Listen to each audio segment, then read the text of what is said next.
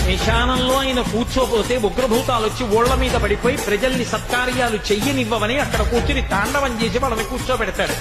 పార్వతీదేవి అడిగింది మహాభారతం అనుశాసనిక పర్వంలో, శుభ్రమైన కైలాసం ఉండగా, ఇంత ఐశ్వర్యం ఉండగా, చింతామణి గృహం ఉండగా శ్మశానంలో ఎందుకుంటున్నారని అడిగింది. అడిగితే ఆయన చెప్పాడు, పార్వతి బతికున్న నాళ్లు అన్ని చోట్లకి వెడతారు, ఏమీ తోచట్లేదు, శ్మశానానికి ఏడొద్దామని ఎవరు రారు పార్వతి.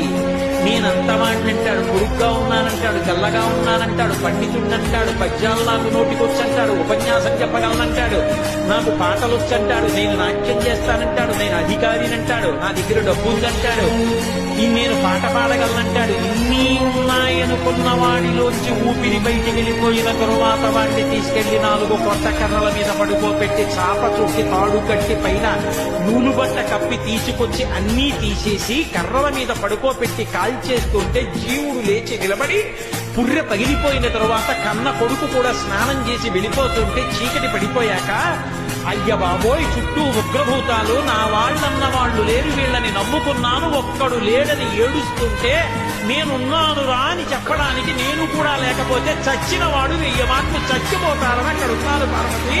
నా కర్మకాలక్కడైనా